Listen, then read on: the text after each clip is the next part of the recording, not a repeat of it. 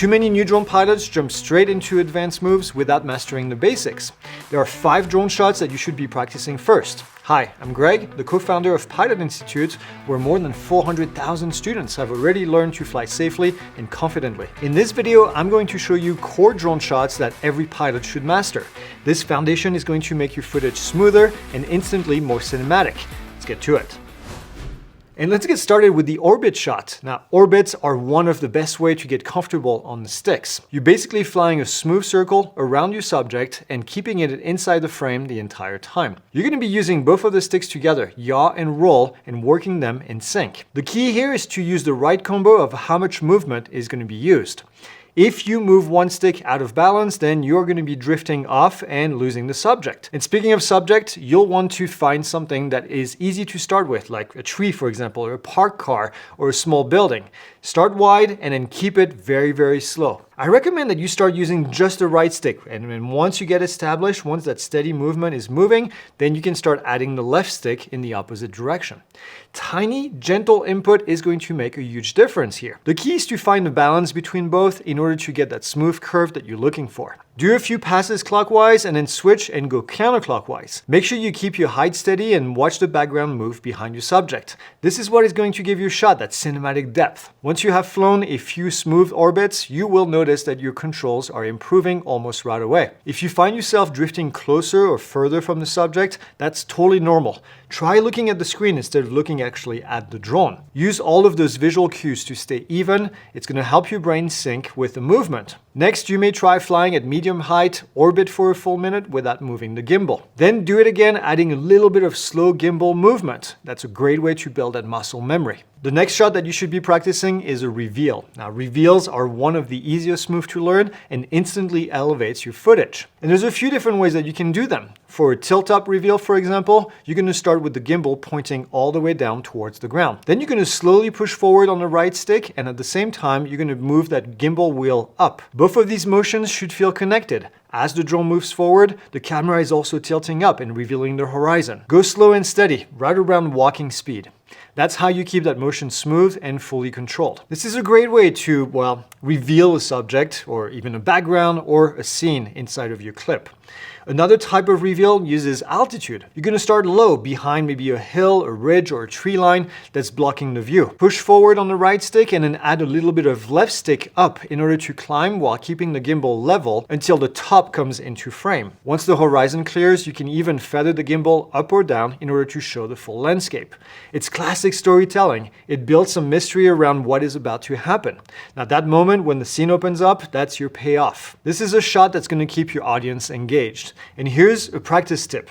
Try both revealing styles at different speed and at different heights. Slower movement is always going to look smoother, and it's a great stick control training at the same time. All right, let's go ahead and talk about the tracking shots. Now, this move is going to teach you how to keep a moving subject framed inside of the shot while matching the speed and the direction.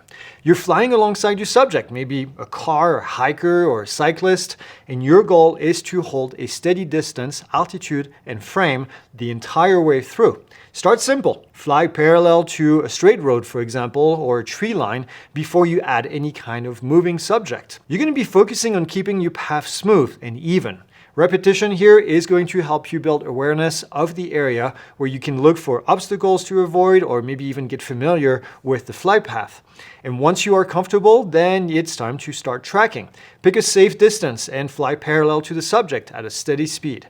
Try not to overcorrect. Small input go a long way in this shot. If your drone has active track, then maybe go ahead and try to experiment with it. But I recommend actually flying it manually.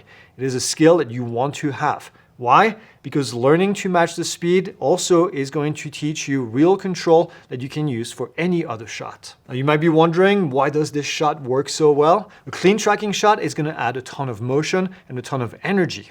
It's going to pull the viewer right into the scene, like they're moving along with the subject. This is also one of the best shots for practicing spatial awareness. You're going to start to see how far your drone actually is from the subject. That's a skill that's key when you're flying in tighter spaces. One common mistake that we see is flying too fast. Let the subject movement set the pace, not the drone. Your job here is to complement the motion, not to compete with it. And if you want to spice it up a little bit, make sure that you add a slow orbit to the side follow. That's going to make the shot look amazing. So all the moves that we're covering today are a required foundation for the rest of your training. But if you want something that is more advanced, then I recommend looking at the Cinematic Drone Footage Playbook. It includes 10 different maneuvers, even more tips and more advice, and guess what? It's free. You can use the link below to download it today. Another great tool that you're going to want to practice isn't really a shot, but more of an effect. I'm talking about parallax. This is what happens when objects at different distances move at different speeds inside of your frame. The closer something is to the camera, the slower it's going to appear to move, while the background is going to move much faster. It's one of the simplest ways to make your footage feel like it's very dynamic and has a lot of 3D, even if your drone is just moving along sideways. To create this effect, you're going to have to pick a subject with different layers. I recommend 3 different layers: a foreground, a middle ground, and a background. And the further away from each other these different layers are, the better it's going to look. I also recommend using a zoom if you have one available on your drone. The 3x on the DJI Air 3S, for example, is my favorite, but the 6x or the 7x on the Mavic series is also going to work really well if these objects are very far apart in distance. The easiest way to practice this is going to do a side follow movement. Line up your subject so that it's off center and then slowly push your right stick to the left or to the right while keeping the camera locked on the subject. The key here is to go pretty slow and pretty steady. Too fast and everything is just going to blur together, and too slow and you're going to lose the effect. And once you're comfortable, try combining this with an orbit or a portion of an orbit, or maybe even with a reveal. This is going to add a ton of motion and it's going to help your footage look a lot better without having actually to do complicated maneuvers. So remember, parallax is all about combining movement and depth at the same time. Mastering these is going to give you that immersive feel in your footage. All right, another shot that you should be practicing is the Nadir Shot, and you may even have heard this as the top-down shot or bird's eye view, for example. This is where you fly with the gimbal pointing all the way down to the ground. Now, this shot is not just for your own footage. This can also be used if you want to have more spatial awareness to check what directly is underneath you. If you're filming people or filming vehicle, always check your position and make sure that you have clearance before you fly overhead. To switch to the top-down view quickly, I recommend using the gimbal tilt shortcut. On most drones, it's on the controller, there's buttons in the back, and you can press on the C1 button or custom function button, and that's going to point the camera straight down. You can set that into the settings. Try practicing that on the ground before you go so that you can switch angle very smoothly while you're flying. It's very handy actually when you're landing also to check that there's any obstacles around you and make sure that you line up exactly with your landing spot.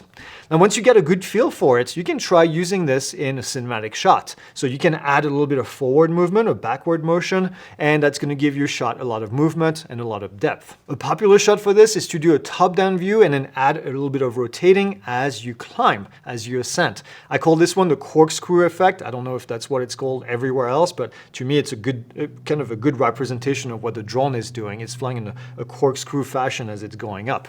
Now, to do this, you're going to add a slow controlled rotation with the left stick as you're also climbing. You'll want to push up and then slightly to the side for that slow rotation, but not too much. Now, you can play with the speed and then you can also do a ramp speed at the end in the editing to make this a little bit more captivating. This is going to keep the framing locked with the world spinning right underneath you. Again, make small adjustments. It's all about precision and control here. And with every shot, repetition is going to be your friend. The more you practice, the better you're going to get. Getting slow and smooth shot is going to take a lot of time.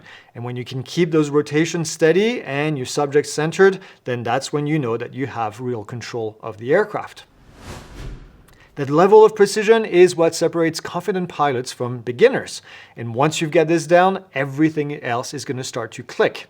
You'll fly smoother, you're going to plan your shot faster, and then also your footage is going to look a lot more professional. And of course, if you want more of a breakdown with step-by-step controller movements and more advanced variation, then you can check that cinematic drone footage playbook that I mentioned earlier. It's a free course, it expands on all of these shots and plenty more. But here's the best overall tip I can give you. Practice for 30 minutes a few times a week and you're going to be a pro in no time. That's it for now. I'll see you in the next one.